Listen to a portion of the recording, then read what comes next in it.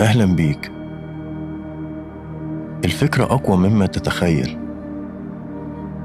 لأنها الشرارة الأولى اللي ممكن تتحول مع الوقت لحقيقة ملموسة.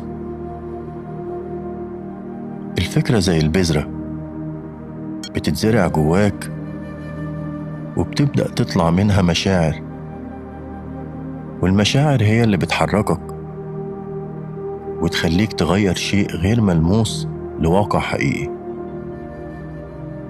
لما بتجيلك فكرة إيجابية جديدة، غالباً بتولد جواك إحساس بالحماس. الحماس ده هو الوقود اللي بيخليك تبدأ تدور على الطرق وتجرب علشان تنفذ الفكرة على أرض الواقع. مهم جداً تعرف إن مش كل الأفكار اللي بتيجي في دماغك حقيقية. الأفكار ممكن تيجي من رأي أو تفسير أو احتمال. عشان كده لازم تاخد بالك من نوع الفكرة اللي بتاخد منها قرارات. الفكرة الحقيقية محتاجة تقعد معاها شوية وتطلع منها بدرس أو خطوة، مش فكرة بتخليك تحكم على نفسك أو على غيرك. هنا بيكون الخطر، لأنك ممكن تقع في فخ إنك تبني قراراتك على أفكار وهمية، زي إنك تنسب الفشل أو الرفض لشخصيتك بدل ما تشوفهم تجارب بتعلمك.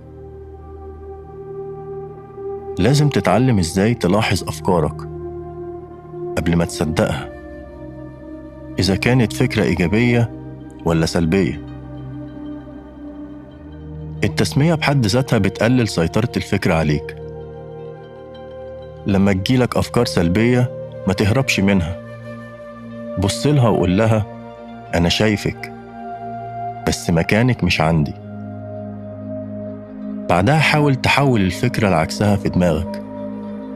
لو الفكرة بتقول إنك مش هتقدر، رد عليها وقول هعمل اللي عليا كل يوم لحد ما أقدر. مهم جدا ما تديش الفكرة السلبية وقت أو اهتمام أكتر من اللازم. لما تجيلك أفكار إيجابية، عززها بالفعل مش بس بالكلام. فعل بسيط مع توكيد بيخلي برمجة العقل اللاواعي تتأسس على الإيجابية، وده بيقوي ثقتك في نفسك مع الوقت.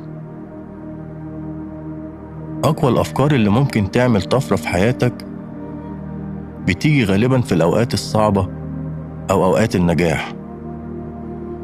ساعتها بيكون عندك اختيارين، يا هتطلع منها أقوى يا هتغرق في كرهك لنفسك ولحياتك. وفي أوقات النجاح ممكن تجيلك أفكار تخليك تحس إنك أقوى واحد في العالم، وهنا يبدأ الخطر لو خليتك مش شايف إنك محتاج إنك تتطور وتكمل مشوارك.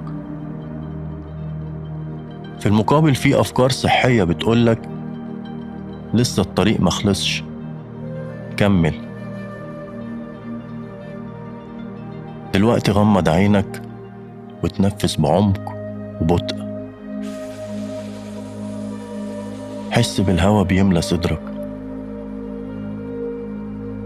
سيبه شوية وخليه يخرج ببطء.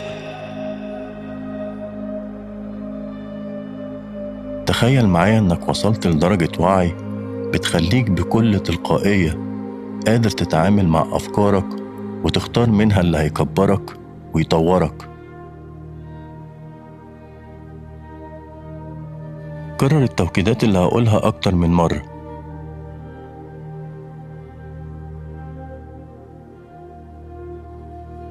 أنا مش أفكاري، أنا هركز على اختيار الأفكار اللي بتساعدني.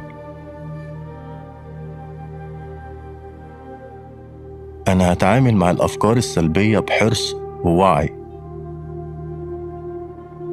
أفكاري السلبية مكانها مش جوايا، أفكاري الإيجابية هي طريقي للنجاح. أنا بعزز أفكاري الإيجابية بالفعل. دلوقتي افتح عينك وافتكر إن الفكرة هي البداية، وراقب أفكارك قبل ما تصدقها. دلوقتي ما تنساش تتنفس وتضحك، وافتكر إن وسط كل الأصوات في صوت واحد.